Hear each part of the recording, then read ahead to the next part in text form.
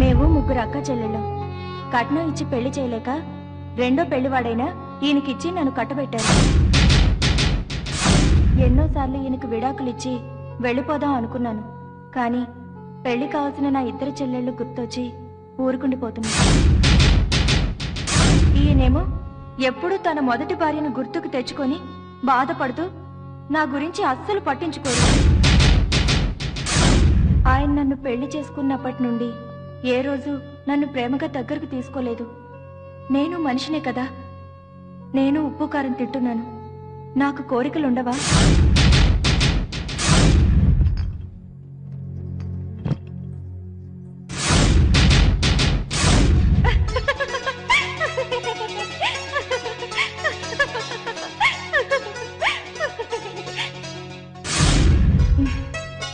Okay Chandu గారు, నిద్ర వస్తుంది, పడుకుంటాను.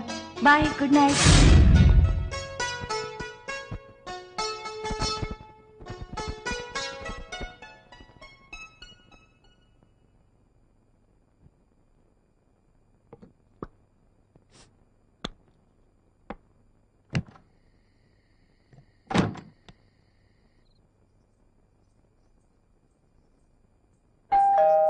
తెరిచే ఉంది, లోపలికి రండి. హలో, మీరా? కూర్చోండి, మీకు కాఫీ చేసి తీసుకొస్తా. వద్దండి వద్దండి. ఎందుకు? ఇప్పుడు మళ్ళీ చేయాలా? పర్లేదు, మీ చేతిలో ఉన్న కాఫీ ఇచ్చేయండి. అయ్యో, ఎంగిల్ చేశానండి. మీ ఎంగిలే కదా, ఇవ్వండి.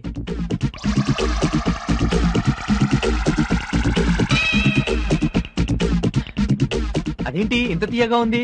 లేదండి, చప్పగానే కలుపుకున్నాను. బహుశా మీ తీయటి పెదాల వల్ల చప్పటి కాఫీ కాస్త తీయగా ఉంటుంది లేండి. మీరు భలే సరదాగా మాట్లాడతారండి. అదే మా శ్రీవారైతే ఎప్పుడు ఏదో పోగొట్టుకున్న వల్ల దీనంగా ఉంటారు. వాడంతే లేండి. సరిత గారు, మాటలో పడి మర్చిపోయాను. ఏం లేదు, ఆఫీస్ లో మా ఇంటికి మర్చిపోయాను. వెళ్ళి తీసుకుందాం అనుకుంటే ఆఫీస్ లాక్ చేస్తుంది. మీరేమి అనుకోనంటే ఈ రోజు ఇక్కడే ఎక్కడో పడుకొని వెళ్దామని. దాందే ఉందండి, ఎక్కడ పడుకుంటారో చెప్పండి.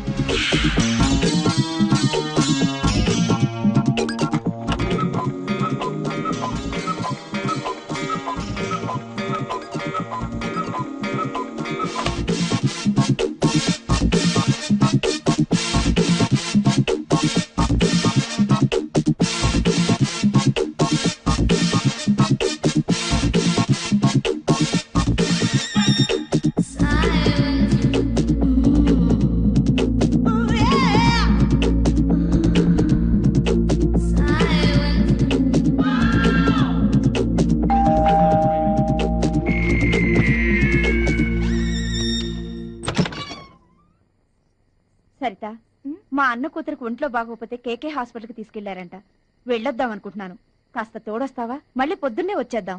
అయ్యో ఉండండి, 5 నిమిషాల్లో వస్తా. అది కాదు సరిత, నేను ఇంటి దగ్గర వెయిట్ చేస్తూ ఉంటాను. నువ్వు తొందరగా వచ్చేస్తే కలిసి వెళ్దాం. సరేనండి. ఓకే.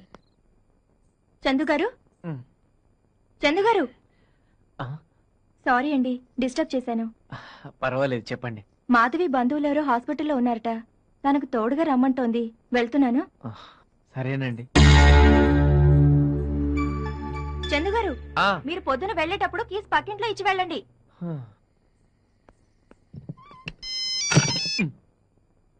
హలో, ఇల్లంతా వెతికినా కనిపించలేదు. ఎక్కడున్నారండి? కొంపలో చలేస్తుంటే పంచగుట్ట శ్మశానంలో చలి కాసుకుంటున్నాను. పెట్టాయి ఫోన్. దయమా పాపం, ఏం కష్టం వచ్చిందో ఏమిటో, చిరాగ్గా ఉన్నారు. అర్జెంట్ గా రైల్వే స్టేషన్ పోని.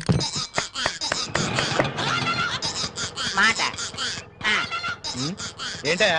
అబ్బా రండి. 1 minute. ఏంటయా?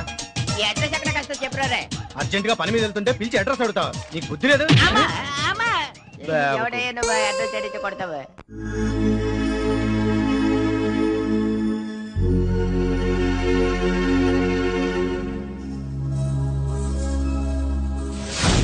అదేంటండి, మళ్ళీ సిగరెట్లు తాగడం మొదలు పెట్టారు? డాక్టర్ గారు ఏం చెప్పారు? అప్పుడే మర్చిపోయారా? ఏంటోరా, మారలేకపోతున్నాను. సరే, మీతో పాటు నేను తాగుతాను. పద్మా, ఏంటిది? నీకేనా పిచ్చా? అసలు ఒట్టి మనిషి కూడా కాదు నువ్వు. ఏమవుతుంది?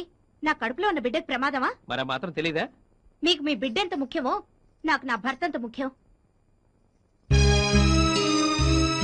పద్మా, నేనంటే నీకు అంత ఇష్టమా? ఇష్టం కాదు, ప్రాణం. ఒకవేళ నేను చనిపోతే ఏం చేస్తావు? ఏమీ చేయను. నేను ఆత్మహత్య చేసుకొని చచ్చిపోతాను.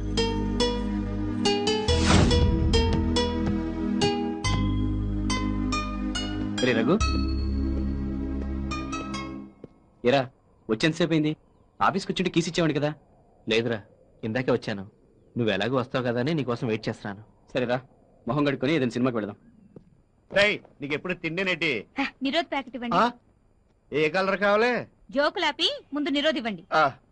ఎప్పుడు నిరోధులు కొన్నాక మీ ఆయన వచ్చేవారు, ఈవేళ మీరు వచ్చారేటి? మా ఆయన లేరండి, క్యాంప్కి వెళ్ళారు. నేను రానేటి. అమ్మ బాబాయ్, నాకు ఎయిడ్స్ అంటే భయం. చెట్టు నీకు ఎయిడ్స్ ఉన్నదని అమ్మాయికి ఎలా తెలుసు? నీకెలా తెలుసురా? ఈ పులిరాజాకి ఎయిడ్స్ వస్తుందా? దాని మొగుడుతో చెప్పి దానికి విడాకులు ఇప్పని చెప్పతే నీ పేరు ఎదవున్నారు, ఎదవే కాదు. సత్తిగారు వస్తున్నాను, వెళ్ళి పని చూసుకోరా పంది.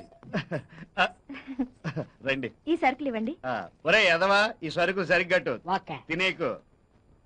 సరితి గారు, మీరు మొన్న వంకాయలు అడిగారు, ఫ్రెష్ వంకాయలు వచ్చినాయి, తీసుకుంటారా? వద్దండి, ఉన్నాయి. కిలో 10 రూపాయే. రేట్ ఎప్పుడు దిగింది? నేను దింపాను, సొల్లు కవర్ చెప్ప కట్టు.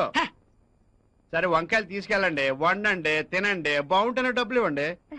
సరే తీసుకోండి.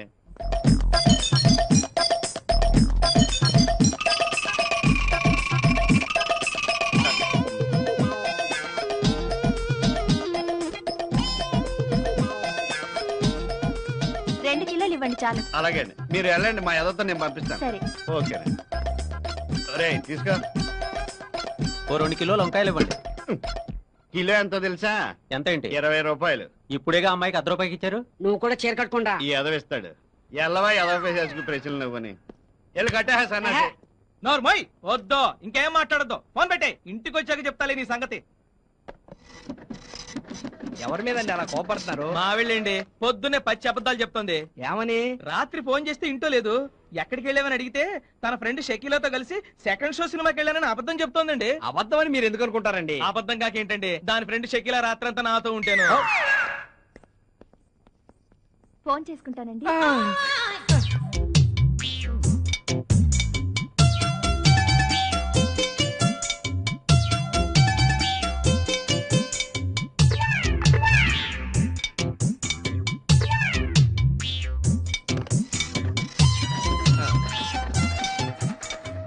మొన్న ఇవ్వాల్సిన 5 రూపీస్ కూడా తీసుకోండి. అలాగే అండి. నాగరాజ్ గారు, నాకు చిన్న హెల్ప్ చేస్తారా? ఏంటండి? ఏం లేదండి, ఇంట్రెస్ట్ కి డబ్బులు ఇచ్చేవాళ్ళు మీకు ఎవరైనా తెలుసా? నాకు అర్జెంటుగా 50,000 కావాలి. వడ్డీ 5 రూపాయలైనా పర్వాలేదు, లేదంటే నేను నగలిస్తాను. ఎక్కడైనా తాకట్టు పెట్టి తెచ్చినా సరే డబ్బులు మాత్రం అర్జెంటుగా కావాలండి. మీకు డబ్బు ఎప్పుడు కావాలండి? 5-6 రోజుల్లో కావాలండి. 5-6 రోజులు అయితే నేనే చేసేస్తానండి. చాలా థ్యాంక్స్ అండి. ఇట్స్ ఆల్ రైట్ అండి. నాగరాజ్ గారు, ఈ విషయం మా ఆయనతో చెప్పకండి. ఈ డబ్బు మా ఇంట్లో వాళ్ళ కోసం తీసుకుంటున్నాను. అబ్బే, నేనెందుకు చెప్తానండి? థ్యాంక్స్ అండి. ఈ డబ్బు గురించి వారం రోజులుగా టెన్షన్ తో చచ్చిపోతున్నాను. ఇప్పుడు మనసు ప్రశాంతంగా ఉంది. వెళ్ళొస్తానా? అలాగే. ఉంటానండి.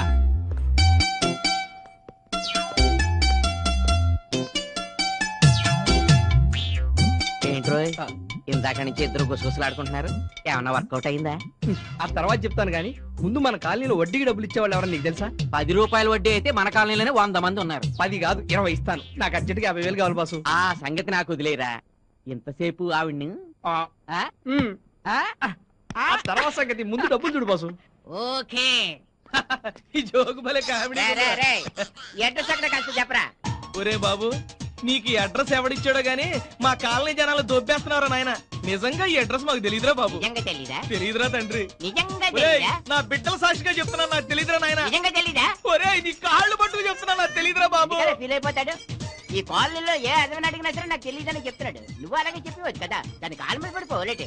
నీకు తెలుసరా? అమ్మో, నన్ను వదిలేరా బాబు. అయితే ఓకే ఓకే ఓకే. ఈడెవడరా బాబు, జలగలా తగులుకున్నాడు.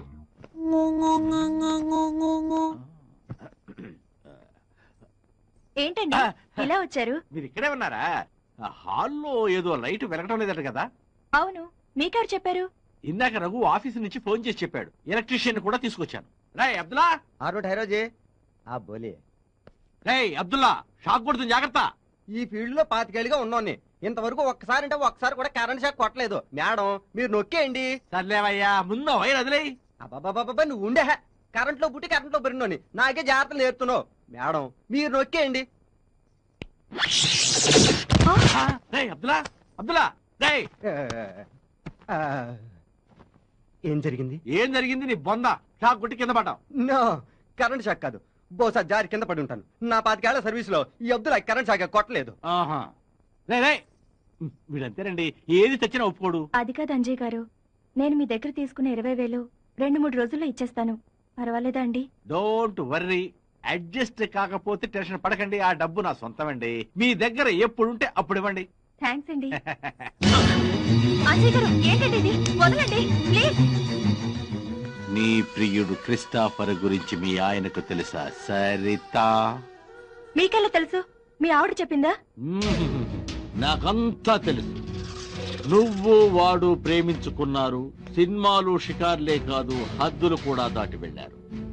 మీ ఇద్దరి మతాలు వేరు కాబట్టి మీ ఇంట్లో వాళ్ళు కూడా ఈ పెళ్లికి ఒప్పుకోలేదు. ఇంతవరకు ఈ విషయం మీ ఆయనకు కూడా తెలియదు, నేను చెబితే తప్ప. మీకు దండం పెడతాను, దయచేసి ఈ విషయం మా ఆయనకి చెప్పకండి ప్లీజ్. చెప్పను సరే, నా కోరిక తీరుస్తావా? ఓకే సరిత, నిన్ను బ్లాక్ మెయిల్ చేస్తున్నానని మాత్రం అనుకోవద్దు. నెక్స్ట్ మంత్ 12వ తారీఖున నేను బెంగళూరు వెళుతున్నాను. అక్కడ ఓ 5 రోజులు ఉంటాను. నువ్వు మీ ఆయనకు ఏమి చెబుతావో, ఎలా చెప్పి నమ్మిస్తావో నాకు మాత్రం తెలీదు. నువ్వు నాతో పాటు బెంగళూరు వచ్చి 5 రోజులు నన్ను ఎంజాయ్ చేయాలి. ఓకే? దానికి ఇదిగో అడ్వాన్స్.